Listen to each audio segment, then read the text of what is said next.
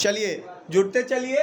आज से हम लोग एक नया चैप्टर का शुरुआत करेंगे। पिछले क्लास में हम लोग क्लास 6 और क्लास 7 का प्लेलिस्ट बनाकर आप लोग अगर नहीं देख रहे तो जाके देख लीजिए। क्लास क्या है, बिल्कुल फ्री है। बिल्कुल फ्री का मतलब बिल्कुल निःशुल्क। क्या कोई ज्वाइन सेशन, कोई चार्ज नहीं देना है। क्या आपका क्वेश्चन चेक होगा, बिल्कुल चेक होगा। और सब अगर कोई डाउट है तो आपको सारा डाउट का सुलझाया जाएगा। सबसे पहले आपका क्लास 6 और क्लास 7 का पॉलिटी ऑलरेडी पूरे अच्छी तरह से प्लेलिस्ट बनाकर आपके प्लेलिस्ट में डाल दिया गया। आप जाके उस वीडियो को क्या कीजिए, अगर नहीं देखे हैं तो पहले जाकर देख लीजिए। अब हम लोग एक नया चैप्टर और नया क्लास में आ गए। अब हम लोग क्लास 8 का पॉलिटी पढ़ेंगे। कौन से क्लास का? क्लास 8 का। क्लास 7 6 में हम लोग पढ़ लिया, अब क्लास 8 में पढ़ेंगे। क्लास 8 का पॉलिटी का बुक का नाम है संविधान का समझ। आप लोग को एक बार अगर नहीं है तो आप लोग को हम एक बार दिखा देते हैं कि क्लास 8 का पॉलिटी का बुक होता कैसा। एक बार पहले देख लीजिए आप लोग।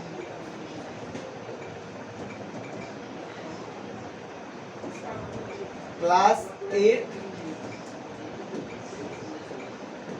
पॉलिटी। चलिए क्लास 8 का पॉलिटी का बुक आप लोग देखिए। सेम ऐसा अगर नहीं खरीदे हैं तो जाके खरीद लीजिए, या जाके इसका कीजिए वेबसाइट पे जाके इसको डाउनलोड कर लीजिए पीडीएफ को, और खुद से एक बार पढ़ लीजिए। जितना बार पढ़िएगा उतना आपको क्या होगा, फायदा होगा। देखिए क्या है,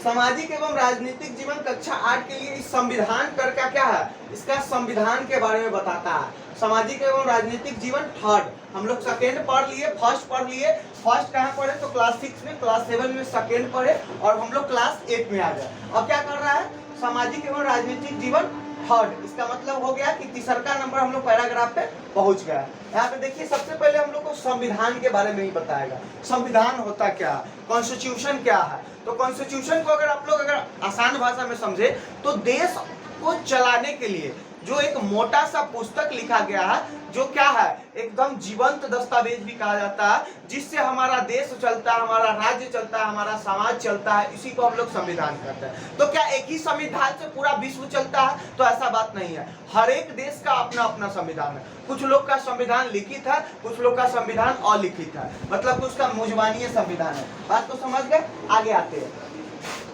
हैं तो देखिए सबसे पहले बात आपको अगर बता दे कि YouTube पे जाके अगर सर्च करके आपको अगर फ्री में पढ़ना है तो कैसे जाइएगा। तो सबसे पहले बात YouTube खोलना है अपने क्या चीज में, मोबाइल में YouTube को खोलना है। क्या चीज को खोलना है, YouTube को। YouTube खुल गया, इस तरह का कुछ क्या खुलेगा, पेज खुलेगा YouTube पे। YouTube पे इस तरह का पेज खुलने के बाद यहाँ सर्च बार का ऑप्शन आता है। यहाँ पे गए और आप सर्च मारे क्या, IAS बाय पांडे प्रशांत, यानी कि आपको IAS का तैयारी प्रशांत सर के द्वारा कराया जाएगा। अब यहाँ पे आप गए, यहाँ सर्च मारे, एक बार सर्च मारिएगा, पहले नंबर पे ही आपको पेज इस तरह का कुछ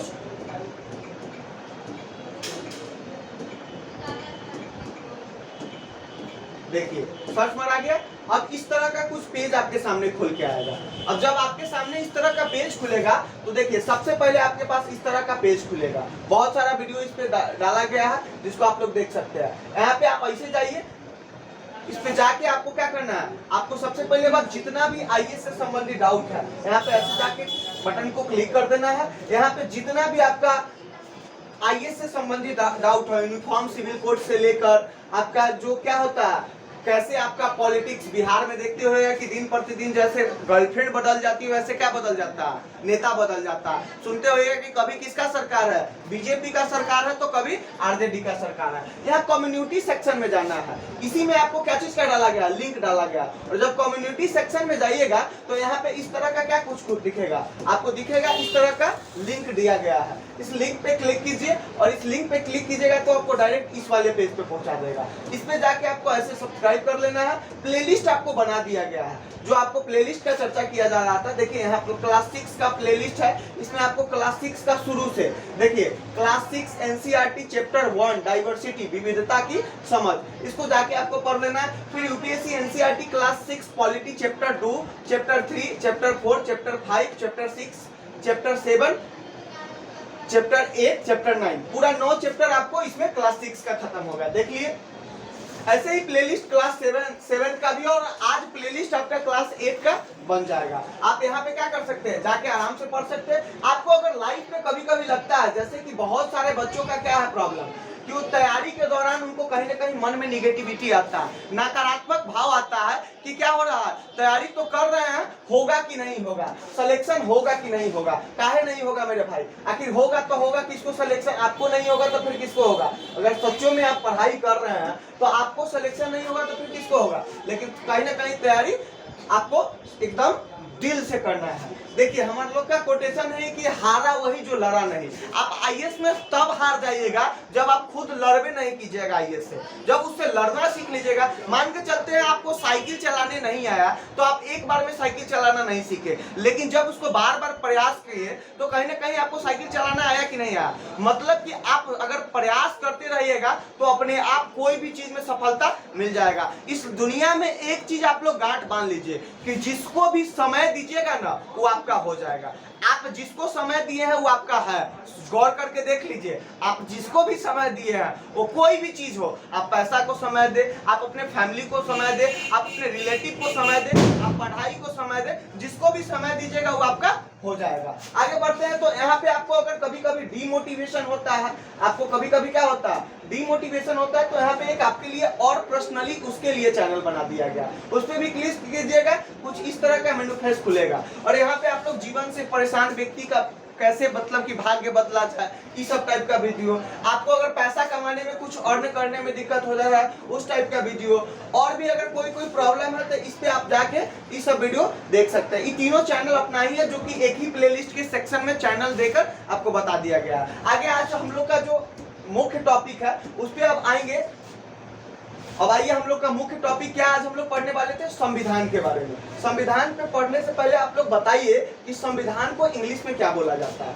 संविधान को इंग्लिश में क्या बोला जाता है। क्लास शुरू करते ही आपको बोले थे कि संविधान को इंग्लिश में कॉन्स्टिट्यूशन बोला जाता है। कॉन्स्टिट्यूशन का मतलब होता है संविधान। जब किसी देश और राज्य को चलाने के लिए एक तरह का किताब लिखा गया उसी को क्या कहेंगे, संविधान कहेंगे। जैसे कि मान के चलिए आपको घर में क्या हो रहा है, आपके घर में कोई शादी ब्याह हो रहा है और शादी ब्याह में होने के लिए कुछ फैसले लिए जाते हैं कि कौन से बाजा बनाया जाए, कौन से मिठाई रखा जाए, कहाँ का कैमरा बुलाया जाए और कहाँ का सिंगर बुलाया जाए। तो उसके लिए एक क्या बना, उसके लिए एक सदस्य बना, सदस्य का निर्माण हुआ और सदस्य का निर्माण होगा तभी तो जाके हम क्या करेंगे, उसके बारे में राय मशवरा करेंगे, विचार करेंगे। अब इसमें से आप कहिएगा घर में कि नहीं नहीं बहन का शादी है तो क्या करेंगे, कहीं ना कहीं हम अरिजीत सिंह को ही बुला लेंगे। पापा कहेंगे फिर कि नहीं नहीं अरिजीत सिंह को बुलाने के लिए पॉकेट में क्या होना चाहिए, मनी भी तो होना चाहिए ना, कि ऐसे ही अरिजीत सिंह तो नहीं आ जाएगा। तो इसी तरह का राय मशवरा के द्वारा संविधान का निर्माण किया गया। संविधान निर्माण करने के पीछे मुख्य उद्देश्य क्या था, तो जो हम लोग जो अंग्रेज के शासन के समय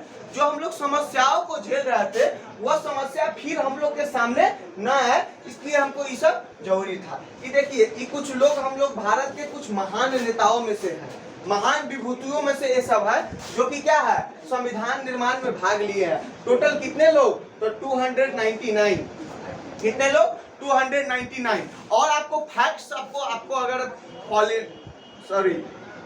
आपको प्रीलिम्स की दृष्टि से देखा जाए तो संविधान में कितने दिन तक संविधान बन गया, तो 2 साल 11 महीना 18 दिन। कितने साल, 2 साल 11 महीना 18 दिन, 11 मंथ 18 दिन। कोई दिक्कत नहीं। आगे हम लोग पढ़ेंगे कि संविधान तो बन गया लेकिन संविधान को कैसे, भारतीय संविधान कैसे मतलब कि फॉलो होता है, क्या संविधान में कुछ कमी भी है, क्या संविधान हमको सारे हक दिलाता है, क्या संविधान सच में हम लोग जिस तरह का संविधान सोचे थे उसी तरह का संविधान का निर्माण हुआ कि कुछ अलग तरह का संविधान का निर्माण हुआ। चलिए इस पेज को पढ़िए तब तक थोड़ा।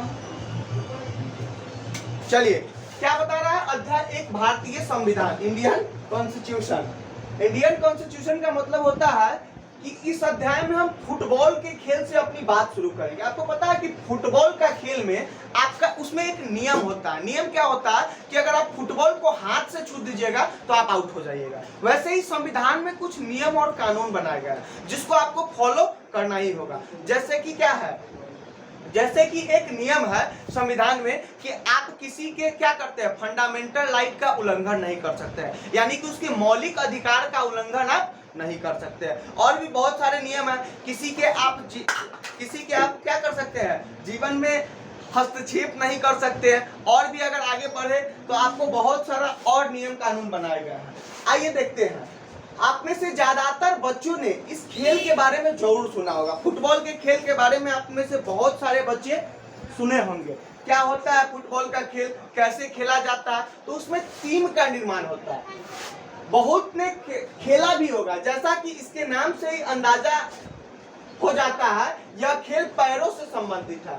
फुटबॉल का एक नियम यह है कि गोलकीपर के अलावा और कोई खिलाड़ी गेंद के बाह से नहीं छू सकता। एक आदमी उसको छू सकता है, कौन? गोलकीपर, जो कि बॉल को कहां करता है, गोल में रखता है, वो छू सकता है, लेकिन बाकी सब उसको गोल से, पैर से नहीं छू सकता। आगे बढ़ते हैं, अगर किसी खिलाड़ी की बाह गेंद को छू जाती है तो उसे फाउल या गलत माना जाता है। फॉल्स नहीं कहते, उसी को फाउल यहाँ यूज किया गया, गलत माना जाता है। कहने का मतलब यह है कि अगर खिलाड़ी फुटबॉल को हाथों में लेकर एक दूसरे को थामने लगे तो उस खेल को फुटबॉल नहीं माना जाएगा।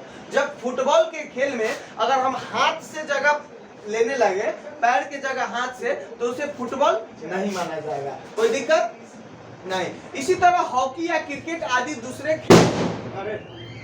खेलों के भी कुछ तय नियम होते हैं। मतलब कि हॉकी, क्रिकेट, इस सब का भी कुछ नियम है। सारे चीज खेल जितने भी है, जैसे कैरम बोर्ड का भी नियम है कि आप क्या कीजिए, लाइन से बाहर होकर मत खेलिए। हॉकी का भी कुछ नियम है, क्रिकेट का भी कुछ नियम है, वैसे ही सारे चीज का नियम है। इन नियमों से खेल को दूसरे खेलों के भी कुछ तय नियम होते हैं। इन नियमों के खेल को परिभाषित करने और अलग अलग खेलों के बीच फर्क करने में मदद मिलती है। इन खेलों की तरह ही हर समाज के भी कुछ मूलभूत नियम कॉन्स्टिट्यूटिव रूल्स होते हैं। उन्हीं से समाज का स्वरूप तय होता है और अलग अलग समाजों के बीच फर्क पता चलता है। बड़े समाजों में कई अलग अलग समुदाय एक साथ रहते हैं, वहाँ नियमों को आम सहमति के जरिए तय किया जाता है। आधुनिक देशों में यह सहमति आमतौर पर लिखित रूप में पाई जाती है। जिस दस्तावेज में हमें ऐसे नियम मिलते हैं उसे ही संविधान कहा जाता है। देखिए क्या बता रही कि जैसे फुटबॉल खेलते हैं तो उसका क्या है, नियम है। जैसे क्रिकेट खेलते हैं तो उसका कुछ नियम है। वैसे ही देश और राज्य के चलाने के लिए जो कुछ नियम लिखे गए हैं उसी को हम लोग संविधान कहते हैं। कोई दिक्कत नहीं। आगे बढ़ते हैं। कक्षा 6 और 7 में भी सामाजिक एवं राजनीतिक जीवन के पाठ्य पुस्तक में हम भारतीय संविधान पर चर्चा कर चुके हैं। मोटा मोटी हम लोग संविधान का चर्चा क्लास 6 में भी किए थे और क्लास 7 में भी किए थे। कोई दिक्कत नहीं। आगे अब हम लोग इसके बारे में विस्तृत से जानेंगे। देखिए क्या बताता है। इन किताबों को पढ़कर क्या कभी यह सवाल आपके भीतर पैदा हुआ कि हमें संविधान की जरूरत क्यों पड़ती? अभी पहले ही हम जैसे ही क्लास शुरू किए थे आपको बोले थे कि संविधान का जरूरत क्यों पड़ता, आखिर संविधान का जरूरत क्यों पड़ता? तो देखिए, अब जैसे कि फुटबॉल के खेल में अगर कोई नियम ना हो तो खेल क्या माना जाएगा, बेकार माना जाएगा। क्रिकेट के खेल में अगर कुछ नियम ना हो तो खेल क्या हो जाएगा, एम्पायर। जैसे कि एम्पायर क्या करता है, एक डिसीजन देता है। वैसे ही सारे चीज में अगर नियम का फॉलो ना हो तो खेल खेल नहीं रह जाएगा। आगे बढ़ते हैं। क्या आपने यह जानने की कोशिश की कि संविधान कैसे लिखा गया या उसे किसने लिखा था? इस अध्याय में हम इन्हीं मुद्दों पर चर्चा करेंगे। आप लोग इतना ही बता दीजिए कि संविधान सभा का अध्यक्ष कौन था। संविधान सभा का अध्यक्ष कौन था? अब बताइए कि करते हैं आईएएस का तैयारी, अगर ये भी नहीं आता है तो कहीं ना कहीं आपके लिए बड़ी ही दुर्भाग्य की बात था। पिछले दिन हम गए थे अपने गाँव, तो एक छोटा सा क्लास 1-2 का बच्चा हमको बता दिया कि संविधान सभा का अध्यक्ष कौन था। इसलिए अगर आप लोग नहीं जानते हैं कि आपका क्या है, कहीं ना कहीं आप लोग का बहुत बड़ा ही आगे चलकर इफेक्ट करेगा। आप अपने अंदर को पहचानिए तब आईएएस की तैयारी में आइए। अगर जानते हैं तो कमेंट करके जरूर बताइए। आगे बढ़ते हैं। इस अध्याय में हम इन्हीं मुद्दों पर चर्चा करेंगे और भारतीय संविधान के मुख्य बातों पर ध्यान देंगे। जो उसका मेन बात है उस पर हम लोग बात क्या करेंगे, ध्यान देंगे। क्या चीज के, भारतीय संविधान के, यानी कि इंडियन कॉन्स्टिट्यूशन के। कोई दिक्कत नहीं। आगे बढ़ते हैं। आगे कह रहा है कि ये बातें भारतीय लोकतंत्र के लिए बहुत महत्वपूर्ण है। इस पुस्तक के विभिन्न अध्यायों में इनमें से कुछ बातों पर विशेष जोर दिया जाएगा। मतलब कि विभिन्न ऐसा अध्याय है कि एक का जो आपका पुस्तक है इसमें सिर्फ संविधान पे ही चर्चा होगा, कैसे संविधान बना, कौन। अगर आप इसमें अगर थोड़ा सा सहयोग लेना चाहते हैं तो आप राज्यसभा के चैनल पे चले जाइए, क्या चीज सर्च मारिए, राज्यसभा। उसको 10 पार्ट में 1 से लेकर 10 पार्ट में आपको क्या दिया गया है, एक वीडियो बनाया गया है। उसमें एक फिल्म की तरह आपको दिखाया गया है कि संविधान कैसे बना।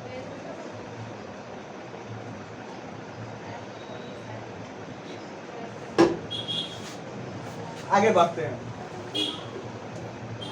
आगे कह रहा है कि किसी देश को संविधान की जरूरत क्यों पड़ती है। ऐसा नहीं कि सिर्फ क्या भारत में ही ऐसा संविधान है, नहीं, संविधान सभी जगह है, लेकिन कुछ जगह जैसे खेल में नियम सब जगह रहता है, लेकिन वही आप बच्चा में जब खेल खेलते थे तो उसमें कुछ नियम का आप फॉलो करते थे, नहीं, उसमें कोई बड़े लोग रहते थे तो तुमको डांट देते थे और तुम उसको क्या कर लेते थे, मान लेते थे। वैसा ही यहाँ भी होता है कि सब जगह संविधान तो है, लेकिन संविधान का सब देश में फॉलो नहीं होता, सब देश में लागू नहीं हो पाता। इसी में आप एक नेपाल का क्या देखेंगे, कहीं ना कहीं एग्जाम्पल देखेंगे तो देखेंगे कि नेपाल में कई बार संविधान बना और कई बार संविधान टूटा, लेकिन भारत की बड़ी ही क्या है, प्रशंसा वाली बात है। भारत के लिए बहुत ही गौरवान्वित बात है कि हम लोग संविधान को इतने बड़े देश में, इतने बड़े लोकतांत्रिक देश में संविधान हम लोग क्या कर दिए, लागू कर दिए। आगे बढ़ते हैं। आज दुनिया के ज्यादातर देशों के पास अपना संविधान है। आमतौर पर सभी लोकतांत्रिक देशों के बारे में उम्मीद की जा सकती है कि उनके पास संविधान जरूर होगा, लेकिन इसका यह मतलब नहीं कि जिन देशों के पास अपने संविधान होते हैं वे सभी लोकतांत्रिक देश ही होंगे। लेकिन ऐसा भी नहीं है कि जहां संविधान होंगे वहां लोकतंत्र होगा ही, डेमोक्रेसी होगा भी। कहीं कहीं संविधान, जैसे कि आपको नहीं कहते हैं कि हाथी का दांत दिखाने का कोई और खाने का कोई और, संविधान तो होगा लेकिन संविधान का फॉलो होगा कि नहीं ये भगवान जानते हैं। आदर्शों के, चलिए आगे कहता है, चलिए संविधान कई उद्देश्यों को पूर्ति करता है। मतलब कि बहुत सारा उद्देश्य है जिसको पूर्ति कौन करता है, संविधान करता है। पहला, यह दस्तावेज उन आदर्शों को सूत्रबद्ध करता है जिनके आधार पर नागरिक अपने देश को अपनी इच्छा और सपनों के अनुसार रख सकते हैं। यानी संविधान ही बताता है कि हमारे समाज का मूलभूत स्वरूप क्या हो, संविधान ही बताता है कि हमारे देश का मूलभूत स्वरूप क्या हो। अगर संविधान अगर अच्छा रहेगा तो हमारा देश का क्या रहेगा, मूलभूत स्वरूप अच्छा रहेगा, नहीं तो अगर संविधान बुरा तो देश का मूलभूत स्वरूप भी बुरा। आगे बढ़ते हैं। देश के भीतर आमतौर पर कई समुदाय रहते हैं, कई तरह की कम्युनिटी, जैसे हिंदू, मुस्लिम, सिख, ईसाई, बहुत सारा पारसी, ये सब का क्या है, समुदाय है। बहुत तरह के समुदाय रहते हैं, उनके बीच कई बातें समान होती है, लेकिन जरूरी नहीं कि वे सारे मुद्दे पर एक दूसरे से सहमत हो। संविधान नियमों का एक ऐसा समूह होता है जिसको एक देश के सभी लोग अपने देश को चलाने की पद्धति के रूप में अपना सकते हैं। इसके जरिए वे न केवल यह तय करते हैं कि सरकार किस तरह की होगी, बल्कि उन आदर्शों पर भी एक साझी समझ विकसित करते हैं जिनकी हमेशा पूरे देश में रक्षा की जानी चाहिए। संविधान ये भी बताता है कि क्या, इस संविधान यही बताता है कि आपका आइडियल, आपका देश का आदर्श कैसा है, आपका जो कैसे देश चलेगा, कैसे देश का निर्माण होगा। बात को समझ रहे हैं? आगे बताइए, देखिए क्या कर रहा है। 1934 में 1934 में भारतीय राष्ट्रीय कांग्रेस ने, आपको पता है कि जैसे जैसे हम लोग भारत, जब स्वतंत्र भारत हुआ तो उसमें स्वतंत्र भारत का प्रथम प्रधानमंत्री कौन था, पंडित जवाहरलाल नेहरू। और पंडित जवाहरलाल नेहरू कौन से पार्टी से आते थे, तो कांग्रेस से। कौन से पार्टी से, कांग्रेस से। आगे बढ़ते हैं। देखिए संविधान सभा के गठन की मांग को पहली बार अपनी अधिकृत नीति में शामिल किया। केवल भारतीयों को लेकर बनने वाली एक स्वतंत्र संविधान सभा की यह मांग दूसरे विश्व युद्ध के दौरान और तेज हो गई। मतलब कि 1944 में तो शुरुआत हो गई थी संविधान का, लेकिन दूसरे विश्व युद्ध के बाद और तेज हो गई, मतलब कि और गति पकड़ लिया। और तथा दिसंबर 1946 में संविधान सभा का गठन किया गया। कब किया गया? 1946 में। पृष्ठ 2 पर दिए गए चित्र में संविधान सभा के कुछ सदस्यों को दर्शाया गया। देखिए, ये आपको हम पेज दिखाए थे जिसमें कुछ संविधान सभा के क्या है, सदस्य है, उसको दिखाया गया है। देखिए, ये सब क्या है, संविधान सभा के सदस्य। कौन कौन? डॉक्टर राजेंद्र प्रसाद, डॉक्टर भीमराव अंबेडकर, बहुत सारे ऐसे थे। स्टेच्यू ऑफ यूनिटी यानी कि सरदार वल्लभ भाई पटेल, और भी बहुत सारे ऐसे लोग थे, बीपी मनन, और भी बहुत सारे ऐसे लोग थे जो संविधान सभा के निर्माण में अपने भागीदारी दी थी। आगे देखते हैं, क्या महात्मा गांधी थे? तो महात्मा गांधी नहीं थे, लेकिन महात्मा गांधी के विचार को मानने वाला नेता बहुत सारे संविधान सभा में थे। और पता है, जब एक नेता, आपको बहुत ही रोचक कहानी रहेगा कि एक नेता ने जब महात्मा गांधी के पास गया और कहा कि बापू, आप तो संविधान सभा के बैठक में नहीं हैं, लेकिन बताइए कि हम आपके बातों को कैसे, हम क्या करें तो आपके अनुसार संविधान का निर्माण होगा। पता है महात्मा गांधी क्या बोले? कि अगर देश का सबसे पिछड़ा लोग को ध्यान में रखते हुए कोई कदम उठाइएगा, अगर उससे उस पिछड़ा लोग का हित हो रहा है, तो मानिएगा कि आपका संविधान अच्छा है। यानी कि आपके गांव का सबसे, आप कोई भी काम करें और उस काम से अगर आपके गांव के सबसे गरीब आदमी का विकास हो रहा है, तो मतलब कि आपका काम उचित है, कोई दिक्कत नहीं। आइए दिखाते हैं आपको क्या बताया था। अभी नेपाल का एग्जांपल आपको कुछ दिन पहले दिए थे, अब यहाँ पे दिखा रहा है। दिसंबर 1946 से नवंबर 1949 के बीच संविधान सभा ने स्वतंत्र भारत के लिए नए संविधान का एक प्रारूप तैयार किया। कितना तक? 1946 से 1949 तक, यानी कि 3 साल तक, जो आपको बताए थे अभी, 2 साल 11 महीना 18 दिन में क्या बनाया हम लोग का संविधान बनाया। 150 साल की अंग्रेजी हुकूमत के बाद, मतलब कि 150 साल तक अंग्रेज हम लोग के ऊपर क्या किया था? शासन किया था। और उसके बाद क्या हुआ? भारतीयों को आखिरकार अपनी नियति और भविष्य तय करने का मौका मिला था। उसके 150 साल के बाद अब आपको बताइए कि आप 10 दिन तक नौमी का फास्टिंग करते हैं और 10वां दिन जब भोजन मिलता है तो आप कैसे भोजन को करते हैं? लगता है कि कैसे टूट पड़े। वैसे ही जब 150 क्या है 150 ईयर यानी कि 150 साल तक, मतलब कि आप किसी चीज का गुलाम है और आपको अपने अनुसार अब चलने का मौका मिल रहा है, तो आप बताइए कि उसमें किस तरह का संविधान लिखेंगे। बात को समझ रहे हैं? आगे बढ़ते हैं। संविधान सभा के सदस्यों ने स्वतंत्रता संघर्ष से उपजे महान आदर्शों को ध्यान में रखते हुए इस काम को गंभीरता से अंजाम दिया। संविधान सभा के कामों के बारे में आप इसी अध्याय में आगे पढ़ेंगे। बगल में दिए गए चित्र में प्रधानमंत्री जवाहरलाल नेहरू संविधान सभा को संबोधित कर रहे हैं। यहाँ देखिए, पंडित जवाहरलाल नेहरू है जो संविधान सभा को क्या कर रहा है? संबोधित कर रहा है। और यहाँ पे कौन है? आपको यहाँ पे मिलेगा डॉक्टर राजेंद्र प्रसाद। यहाँ पे डॉक्टर राजेंद्र प्रसाद है जो कि क्या थे? संविधान सभा के अध्यक्ष थे। और बगल में दिए गए चित्र में प्रधानमंत्री क्या कर रहे हैं? संविधान सभा को संबोधित कर रहे हैं, मतलब कि बता रहा है कि संविधान कैसा होना चाहिए। कोई दिक्कत नहीं। नेपाल में लोकतंत्र के लिए कई जन संघर्ष हुए, कई जनता संघर्ष किए। क्या चीज के लिए? लोकतंत्र के लिए, डेमोक्रेसी के लिए। आगे बढ़ते हैं। 1919 में हुए संघर्ष के बाद लोकतंत्र की स्थापना हुई। यह लोकतांत्रिक व्यवस्था 2022 तक यानी 2002 तक यानी 12 साल कायम रही। मतलब कि 1990 से लेकर 2002 तक यानी कि 12 साल तक ये लोकतांत्रिक व्यवस्था कायम रही। मतलब कि 12 साल वहाँ लोकतंत्र रहा। कहाँ पे बात हो रही है? नेपाल का। अगर ऐसे भी नहीं देख रहा है तो एक फोटो में देखिए इसका नाक कैसे चिपटा है, देख रहा है ना, यानी कि नेपाली है। अक्टूबर 2002 में राजा ज्ञानेंद्र ने गांवों में माओवादी संगठनों के बढ़ते प्रभाव का बहाना बनाकर सेना की मदद से सरकार को विभिन्न कामों को अपने कब्जे में लेना शुरू कर दिया। फरवरी 2005 में राजा ने शासन की बागडोर पूरी तरह अपने हाथों में ले ली। मतलब कि फरवरी 2005 में राजा ने क्या कर दिया? शासन का बागडोर पूरी तरह अपने हाथ में ले ली। नवंबर 2005 में माओवादियों ने अन्य राजनीतिक दलों के साथ एक 12 सूत्री समझौते पर क्या किए? दस्तखत किए। इस समझौते में आम लोगों को लोकतंत्र और अमन चैन बहाल होने की उम्मीद दिखाई दे रही थी। लोकतंत्र के लिए चल रहा था जन आंदोलन 2006 तक अपने शिखर पर पहुंच चुका था। आंदोलनकारियों ने राजा की ओर से दी गई छोटी मोटी रियासतों को नामंजूर कर दिया और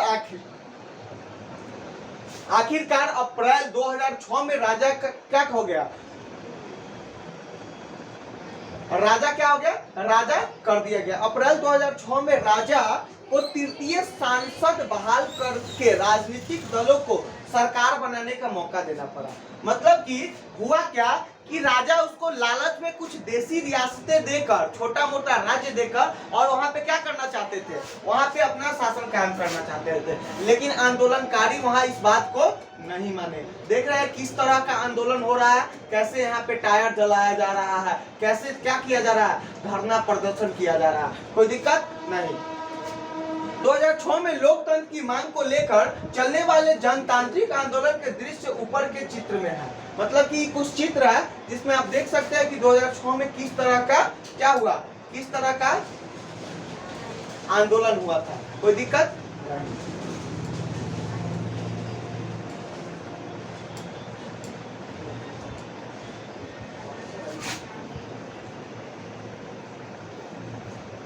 आगे बढ़ते हैं। इन बातों का क्या मतलब है, यह समझने के लिए आइए दो बिल्कुल अलग अलग परिस्थितियों पर गौर करें। दो अलग अलग बिल्कुल आपको परिस्थिति दिखाया जा रहा है जिस पे आपको गौर करना है। दोनों घटनाओं भारत की उत्तरी सीमा पर स्थित नेपाल के ताजा इतिहास की घटना है। समाचार पत्रों के माध्यम से ऊपर दी गई खबर में बताया गया है कि नेपाल के लोगों ने हाल ही में अंतरिम संविधान को मंजूरी दी है। अंतरिम संविधान की मंजूरी देने का मतलब क्या है कि जो अंततः फैसला हुआ है उसको वहां पे क्या दिया गया, मंजूरी दिया गया। आइए बताता है कि आगे कैसे घटना बढ़ी। अब देखिए सवाल यह उठता है कि जब नेपाल में पहले से ही संविधान था तो उसे नए संविधान की जरूरत क्यों पड़ी। बहुत अच्छा बात है। अब भारत में पहले से ही संविधान है तो इसमें संविधान की आखिर जरूरत क्यों पड़ेगी भाई। तो देखिए इसका क्या कारण है कि कुछ समय पहले तक नेपाल पिछले संविधान में से इस सिद्धांत पर आधारित था कि शासन की सर्वोच्च सत्ता राजा के पास रहेगी। नेपाल के लोग कई दशक से लोकतंत्र की स्थापना के लिए जन आंदोलन करते चले आ रहे हैं। मतलब कि कई दशकों से वो वहाँ लोकतंत्र के लिए जन आंदोलन कर रहे हैं, मतलब कि धरना प्रदर्शन कर रहे हैं। आगे देखिए क्या कर रहा है। इसी संघर्ष के स्थापना के लिए जन आंदोलन करते चले आ रहे हैं। इसी संघर्ष के फलस्वरूप 2006 में आखिरकार उन्हें राजा की सत्ता को खत्म करने में कामयाबी मिल गई। नेपाल के लोग लोकतंत्र के रास्ते पर चलना चाहते थे और इसके लिए उन्हें एक नया संविधान चाहिए था। वे पिछले संविधान को इसलिए नहीं अपनाना चाहते थे क्योंकि उसमें वे आदर्श नहीं थे जो वे नेपाल के लिए चाहते थे और जिनके लिए वे लड़ते रहे थे। मतलब कि आपको भारत का संविधान बना के दे दिया। क्या संविधान में सभी लोग भाग ले पाते हैं? नहीं, कुछ लोग जाके आपके लिए संविधान बनाते। जैसे कि आपके घर में, ऐसे समझिए इसको, आपके घर में आपके पिताजी आपके ऊपर जो दिन भर में आप जो कीजिएगा या आप अपने लाइफ में जो कीजिएगा, एक तरह का पुस्तक लिख कर दे दिया कि आपको आज से 5 साल तक यही काम करना। 5 साल नहीं, आजीवन। क्या है कि इसमें फिक्स संविधान जब बनता है तो जब अच्छा संविधान होता है तो उसका विरोध नहीं होता। जैसे भारत का संविधान बना तो उसका जो भी वाद विवाद हुआ उसके अंदर ही हुआ, संविधान सभा के अंदर। जब भारत के पास संविधान आया वहां के आम लोगों के पास, तो उसे आम लोग आराम से स्वीकार कर दिए और वो संविधान अभी तक हम लोग मान रहे हैं। और माना जाता है कि भारत का संविधान जो है वह जीवंत दस्तावेज है। जैसे जैसे समस्या आती है उसमें सुलझाने का मौका मिल जाता है। वही बता रहा है कि कुछ ऐसा संविधान बनाया था जो कि नेपाल के लोगों को पसंद नहीं था, इसलिए फिर क्या किया गया, नया संविधान बनाया गया। कब? 2006 में। जिस तरह फुटबॉल के खेल में नियम बदलते ही खेल बदल जाता है, उसी तरह नेपाल को भी राजतंत्र की जगह लोकतांत्रिक शासन व्यवस्था चलाने के कारण अपने सारे नियम बदलने होंगे ताकि एक नए समाज की रचना की जा सके। यही कारण है कि नेपाल के लोगों ने 2005 में 15 में अपने देश के लिए एक नया संविधान अपनाया। ऊपर के चित्र के साथ दिए गए अंश में लोकतंत्र के लिए नेपाल के संघर्ष के बारे में बताया गया। यह बताया जा रहा है कि नेपाल के लोग कैसे 2015 तक वहां के संविधान नहीं था और कैसे संघर्ष कर रहे थे। संविधान का दूसरा मुख्य उद्देश्य होता है देश की राजनीतिक व्यवस्था को तय करना। नेपाल के पुराने संविधान में कहा गया था कि देश के शासन की बागडोर राजा और मंत्री परिषद के हाथ में होगी। नेपाल के संविधान में क्या कहा गया था कि देश का जो शासन का बागडोर है, मतलब कि जो शासन करेगा वो किसके पास होगा? राजा और मंत्री के पास। जिन देशों ने लोकतांत्रिक शासन पद्धति या राज्य व्यवस्था चुनी है वहां निर्णय प्रक्रिया के नियम तय करने में संविधान बहुत अहम भूमिका अदा करता है। आपको पता है हमारे संविधान में ऐसा प्रावधान है कि सरकार अगर कुछ ऐसा कानून बनाता है जो आपको पसंद नहीं आता, जैसे कि बिहार में एक कानून बना था कि बिहार में अगर कोई शराब पीते पकड़ा गया तो उसके साथ क्या किया जाएगा? उसके घर वालों को भी बुक कर लिया जाएगा। मतलब कि शराब पिए हम और बुक किसको किया जा रहा है? मेरे पूरे फैमिली को। इस कानून को क्या किया गया? बाद में निरस्त किया गया और माना गया कि कानून जो नीतीश सरकार बनाया है या यहाँ का जो विधायिका बनाया है वो गलत है और इस संविधान को क्या किया गया? गलत घोषित किया गया। कैसे गलत घोषित हुआ? तो इसके लिए विरोध हुआ। लोगों ने कहा कि नहीं नहीं, कहीं न कहीं आप जो ये काम कर रहे हैं ये गलत है। अब जैसे कि मान के चलिए कि कोई कानून ऐसा बन जाता है, क्या कानून भी गलत बनता है? तो हाँ, बिल्कुल गलत बनता है। आपको पता है कि कानून हर जगह पर बदल भी जाता है। जैसे कि मान के चलिए कि बिहार में क्या है? शराब बंद है, लेकिन वही आप बिहार के बगल उत्तर प्रदेश में चला जाइए तो शराब क्या है? चालू है। तो समय के साथ, जगह के साथ संविधान बदलते रहता है। कानून, संविधान नहीं बदलता, कानून बदलता। संविधान तो एक ही है पूरे भारत में। संविधान कहाँ बदलेगा? अलग अलग देश में अलग अलग संविधान हो सकता है, कोई दिक्कत नहीं। आगे बढ़ते हैं। आगे क्या कह रहा है देखिए, लोकतंत्र में हम अपने नेता खुद चुनते हैं। जो हम लोग नेता चुनते हैं लोकतंत्र में वो हम लोग चुन के भेजते हैं ताकि हमारी ओर से वो सत्ता का जिम्मेदारी के साथ इस्तेमाल कर सके। ऐसा नहीं कि निरंकुशता के साथ इस्तेमाल कर सके। अगर निरंकुशता के साथ इस्तेमाल करेगा तो हम लोग के पास प्रावधान है कि 5 साल के अंदर भी हम उसको क्या कर सकते हैं? हटा सकते हैं। और 5 साल के बाद तो उसको फिर क्या करना होगा? इलेक्शन करवाना ही होगा। अगर फिर भी इस बात की संभावना हमेशा रहती है कि नेता सत्ता का दुरुपयोग कर सकते हैं। इस तरह की विकृतियों से बचाव का उपाय संविधान में मिलता है। राजनेताओं द्वारा सत्ता के इस दुरुपयोग से लोगों के साथ भारी अन्याय हो सकता है। इसका एक उदाहरण नीचे दी गई चित्रकथा पट में देखा जा सकता है। एक उदाहरण आपको यहाँ पे चित्रकथा पट यहाँ पे आपको समझाने का कोशिश करेगा कि कैसे नेता अपने क्या कर रहा है, अपने जो उसका क्या है जिम्मेदारी है उसका गलत फायदा उठा रहा है। कोई दिक्कत नहीं। आइए अब समझने की कोशिश करेंगे चित्रकथा पढ़ के। सुरेश अपनी कक्षा में मॉनिटर है। क्या है? मॉनिटर है। वह दबंग किस्म का लड़का है। अब जैसे कि कुछ जो बताएगा वो हम आपको ऐसे ही समझाते रहे। सिंपल से भाषा में समझिए। हम क्लास टीचर हुए, आपको मॉनिटर बना दिए। क्या बना दिए? मॉनिटर बना दिए। अब जब मॉनिटर बना दिए तो मॉनिटर का कर्तव्य क्या होता है कि हम जब क्लास से बाहर जाए तो क्लास में वातावरण क्या हो? पीसफुल हो, यानी कि शांत वातावरण हो। आगे अगर कहे तो क्लास में किसी भी तरह की गलत गतिविधियां ना हो।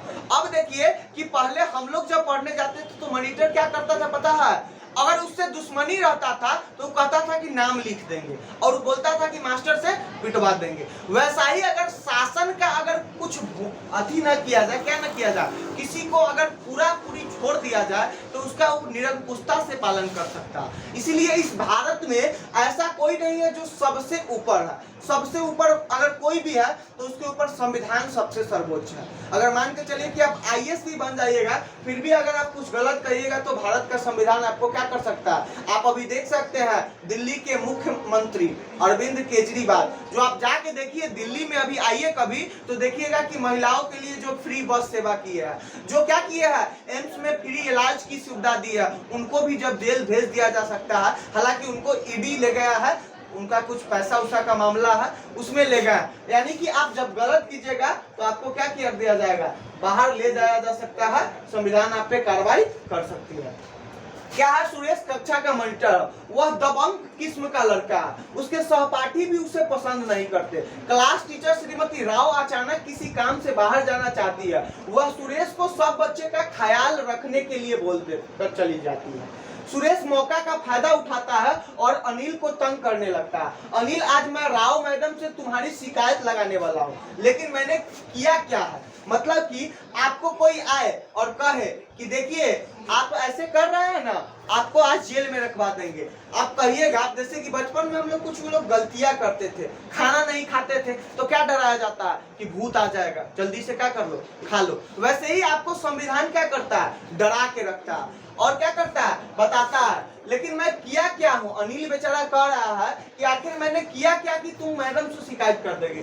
श्री राव के लौटने पर जब आप कक्षा से बाहर गई हुई थी तो अनिल शोर मचाकर सबको परेशान कर रहा था, मतलब कि क्लास में हल्ला कर रहा था और सबको परेशान कर रहा था। क्या पता आप लोग के साथ कभी क्लास में ऐसा हुआ है कि नहीं, लेकिन मेरे साथ हुआ है। जब भी क्लास से बाहर जाता था, मॉनिटर से हमको कभी भी बनता नहीं था। वो क्या करता था, हमको फंसाने का कहीं ना कहीं क्या करता था, अपना कुछ ना कुछ तरीका अपनाते रहता था। आप लोग के साथ भी ऐसा हुआ होगा। उसने मेरी बात भी नहीं सुना। अनिल, आज तुम्हें पूरी छुट्टी के बाद यहीं रुकना पड़ेगा। तुम आज 100 बार लिखोगे कि मैं मॉनिटर को तंग नहीं करूंगा, लेकिन मैडम मैंने तो कुछ भी नहीं किया। मतलब कि बेचारा अनिल किया भी कुछ नहीं और फंस गया। ये देखिए कैसे क्या हो रहा है, दबंगई हो रहा है। आगे देखिए, लोकतांत्रिक समाजों में प्रायः संविधान ही ऐसे नियम तय करता है कि क्या हो, जिनके द्वारा राजनेताओं के हाथों में सत्ता के इस दुरुपयोग को रोका जा सकता है। भारतीय संविधान में से बहुत सारे कानून मौलिक अधिकारों वाले खंड में दिए गए हैं। मौलिक अधिकार मतलब फंडामेंटल राइट, फंडामेंटल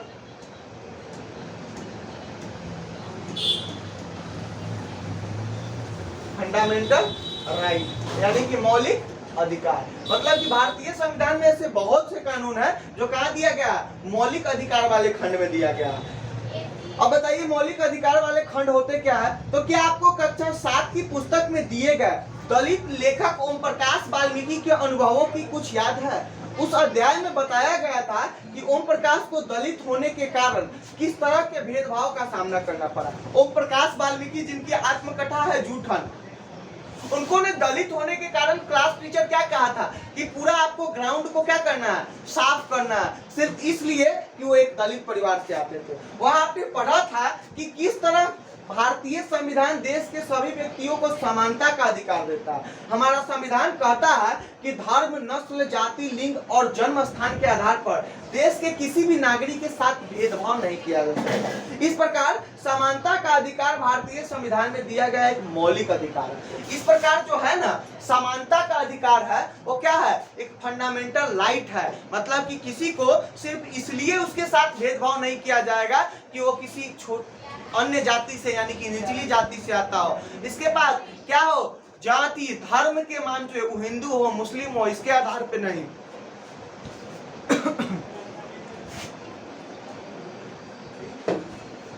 इस आधार पे उसके साथ भेदभाव नहीं किया जाएगा। हाँ, अब जैसे कि मान के चलिए कि कोई पर्सनल स्विमिंग पूल है। अब जैसे कि पर्सनल क्या है, स्विमिंग पूल है, जैसे कि हम अपने पैसा से बनवा, तो ऐसा नहीं कि आपको समानता का मतलब कि उसमें आपको घुमाया जाएगा।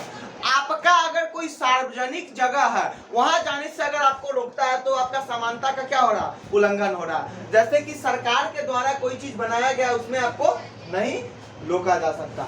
मॉनिटर अपनी शक्ति का किस तरह दुरुपयोग कर रहा था, इस तरह कर रहा था कि गलत का क्या लगा रहा, अनिल पे इल्जाम लगा रहा था। नीचे दी गई किस परिस्थितियों में मंत्री को अपनी सत्ता के दुरुपयोग का दोषी कहा जाएगा? जब वह ठोस तकनीकी कारणों से अपने मंत्रालय की किसी परियोजना को नामंजूर कर देता है, वह जब अपने पड़ोसी को अपने सुरक्षा कर्मियों से पिटवाने की धमकी देता है, जब वह थाने में फोन करके पुलिस अधिकारियों पर दबाव डालता है कि उसने किसी दोषी रिश्तेदार के खिलाफ FIR दर्ज न की जाए। मतलब कि इसमें कौन सा परिस्थिति है आप लोग बताइए जिसमें क्या कर रहा है, मंत्री है जो अपना सत्ता का दुरुपयोग कर रहा है। तो जब वो अपने रिश्तेदार के बचाने के लिए FIR दर्ज न करने के लिए कर रहा है तो सत्ता का दुरुपयोग कर रहा है। जब वो ठोस तकनीकी कारणों से अपने मंत्रालय की किसी परियोजना को नामंजूर कर देता है तो क्या ये गलत काम है? नहीं। जैसे कि उसके पास कोई ठोस कानून साबुत है कि काम को नहीं करना चाहिए तो वो गलत नहीं कर रहा है। लेकिन जब वो अपने पड़ोसी को अपने सुरक्षा कर्मियों से पिटवाने की धमकी देता है तो क्या कर रहा है, गलत कर रहा है। जैसे कि आप आईएएस बनिएगा तो आपको एक गार्ड मिलेगा, अब आप कहिएगा कि वो गार्ड को सिर्फ इसलिए आप अपने पड़ोसी को पिटवा दीजिएगा कि वो आपको अभी कह रहा है कि क्या वो लाइफ में तो कुछ करने ही वाला नहीं है, इसलिए सिर्फ आप अपने गार्ड से उसको पिटवा नहीं सकते हैं। बात को समझ गए, आगे बढ़ते हैं। एक कुछ कहानी दिया गया है, देखिए खेलों की घंटी शुरू होने वाली है, मतलब कि वही वाला है। चलो आज कुछ अलग खेलते हैं, बास्केटबॉल नहीं, हम तो क्रिकेट ही खेलेंगे। हमें सदा वही करना पड़ता है जो लड़के चाहते हैं क्योंकि उनकी संख्या कक्षा में ज्यादा है। जैसे कि आप एक कार में बैठे हुए हैं और कार में बैठे हुए हैं तो आपको क्या दिया जा रहा है, एक लड़का उसमें सिगरेट पी रहा है, क्या पी रहा, सिगरेट। और कार में जो सिगरेट पी रहा है उसकी संख्या 1 है, लेकिन उसको सपोर्ट करने वाली की संख्या 2 और है, और कार में संख्या कितनी है, 3। तो क्या हर बार बहुमत के आधार पर यह माना जाएगा कि क्या वो आदमी सही है, तो ऐसा नहीं है। आपका जो किसी का आप कार में जब सिगरेट पी रहा है तो उसका मौलिक अधिकार का क्या हो रहा है, हनन हो रहा है। आप कार से बाहर उतरकर भी सिगरेट पी सकते हैं, क्यों ना आपकी संख्या ज्यादा हो, लेकिन आप क्या वहां पे उसके साथ गलत नहीं कर सकते हैं। मतलब कि यहाँ एक लड़का और लड़की का उदाहरण है। लड़कियां कह रही है कि चलो क्या खेले, फुटबॉल खेले, लेकिन वहां पे लड़का कह रहा है नहीं नहीं मेरा मन क्या है, क्रिकेट खेलने का। और इस कारण से सिर्फ लड़की की संख्या कम है, इस कारण से लड़कियां क्या नहीं खेल पा रहे, फुटबॉल नहीं खेल पा रहे। यही आपको बता रहा है कि कभी कभी संख्या क्या, जैसे कि आपको पता है इलेक्शन में मत के आधार पर जीत हो जाता है, वैसे ही ये समझा रहा है कि कैसे कभी कभी सिर्फ संख्या, मतलब कि जिसका संख्या ज्यादा होता है, जैसे कि कोई बारे में हल्ला मचाया तो जिसका जोर से ज्यादा आवाज पहुंचेगा उसका जीत माना जाता है। तो हर एक बार ऐसा नहीं है कि संख्या ज्यादा हो जाने पे उसकी जीत सुनिश्चित की जाए। मैडम को फैसले लेने का कोई और तरीका सोचना चाहिए ताकि हमारी इच्छा पर भी गैर किया जाए। हाँ हम जीत गए, यह तो होना ही था, लड़कों की संख्या कक्षा में ज्यादा है, और जब संख्या ज्यादा रहेगा तो जीत पक्का ही है कि हो जाएगा। लेकिन ऐसा नहीं करना चाहिए, उसका एक अलग कानून बनाना चाहिए। जैसे कि लड़की की संख्या कम है तो उसका एक अलग परसेंटेज निकाला जाए, लड़कों का संख्या ज्यादा है तो उसका एक अलग परसेंटेज निकाला जाए। लोकतंत्र में संविधान का एक महत्वपूर्ण काम यह तय होता है कि कोई भी ताकतवर समूह किसी दूसरे या कम ताकतवर समूह या लोगों के खिलाफ अपनी ताकत का इस्तेमाल न करे। नीचे दिए गए चित्रकथा पट में कक्षा के भीतर की एक घटना के आधार पर इस बात को समझाया गया। लेकिन ये जो आप पढ़ रहे हैं इससे आपको नहीं लग रहा है कि इससे भेदभाव किया जा रहा है? बिल्कुल लग रहा होगा। आगे ये बताते हैं, उपरोक्त चित्रकथा पट में कौन लोग अल्पसंख्यक में है? बहुसंख्यक गुट द्वारा लिए गए फैसलों से यह अल्पसंख्यक गुट किस तरह दबाया जा रहा है। मतलब कि ये बता रहा है कि निम्नलिखित जो चित्रकथा पट है इसमें से कौन से अल्पसंख्यक है और कौन से बहुसंख्यक है। तो लड़कियों की संख्या अल्प मतलब कम। सुनते होइएगा कि स्टूडेंट का क्या है, 5 लक्षण है कि क्या क्या, काग चेष्ट बकोध्यानम, अल्प निंद्रा, अल्प निंद्रा यानी कि क्या, स्वानिंद्रा, अल्प भोजन, मतलब कि क्या करना है, कुत्ता की तरह सोना हो, अल्प यानी कि अल्पाहारी, थोड़ा सा भोजन लेना है। और क्या करना है, काग चेष्टम बकोध्यानम, काग के जैसा क्या हो, आवाज हो, बकुला का जैसा क्या हो, ध्यान हो। और इसी तरह यहाँ पे अल्प से आप लोग समझ रहे हैं कि अल्पसंख्यक का मतलब जिसकी संख्या कम हो और बहुसंख्यक का मतलब जिसकी संख्या ज्यादा हो। कोई दिक्कत नहीं। देखिए इस तरह के अवस्था अस्वस्थ हालत लोकतांत्रिक समाजों में भी पैदा हो सकते हैं, जहां बहुमत वाला गुट लगातार ऐसे फैसले लागू करता रहता है जिनमें अल्पसंख्यकों की सहमति नहीं होती है और उनका नुकसान होता है। जैसा कि इस चित्रकथा पट से पता चलता है, बहुमत की निरंकुशता का खतरा हर समाज में बना रहता है। संविधान में दिए गए नियमों से इस बात का ख्याल रखा जाता है कि अल्पसंख्यकों की किसी ऐसी चीज से वंचित न किया जाए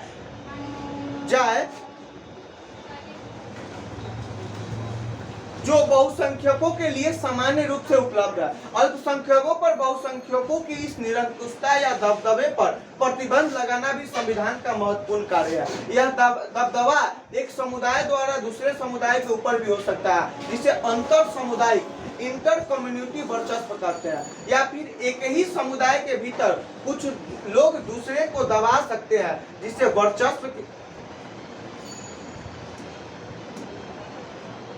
क्या कर रहा है, जिसे अंतर सामुदायिक वर्चस्व कहते हैं। जैसे कि मान के चलिए सिर्फ इसलिए किसी को जीत ना दे दिया जाए कि उसकी संख्या बहुत ज्यादा है और जिसकी संख्या कम है उसको हार मान लिया जाए। जैसे कि हमारे भारत में क्या है, आदिवासियों की संख्या क्या है, बहुत कम है, इसलिए उसको ऐसा ना उसको कभी एहसास हो कि क्या हो, भारत में उसकी संख्या कम है तो उसको क्या किया जाए, उसको दबाया जाए, उसको कुचला जाए, उसको ऐसा कभी महसूस नहीं होना चाहिए। आपको पता है कि भारत और पाकिस्तान का जब बंटवारा हुआ तो भारत पाकिस्तान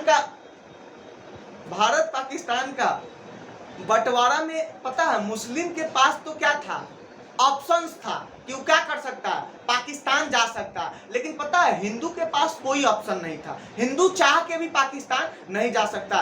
तो कहीं ना कहीं राष्ट्रवादी तो उसे और अच्छा मानना चाहिए जो यहाँ भारत को छोड़कर पाकिस्तान नहीं गया, क्योंकि उसके पास विकल्प होते हुए भी वो हिंदुस्तान को नहीं छोड़ा और पाकिस्तान नहीं गया। तो हम लोग राष्ट्रवादी में उसको भी बहुत अच्छा मान सकते हैं। यहीं पे हम लोग आज स्टॉप करते हैं, एक कुछ बातें रह गई है, इसको हम लोग कल पढ़ेंगे।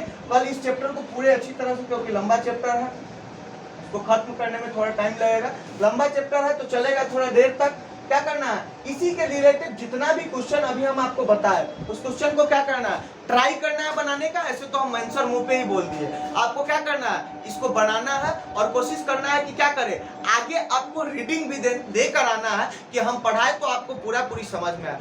यहीं पे हम अपने वाणी को क्या करते हैं, समाप्त करते हैं। आशा करते हैं कि अभी तक जो संविधान के बारे में पढ़ा है वो आपको क्या लगा होगा, बहुत अच्छा लगा होगा। और इसी पे हम अपने स्टॉप करते हैं। बहुत बहुत शुभकामनाएं, बहुत बहुत मंगल कामनाएं, धन्यवाद।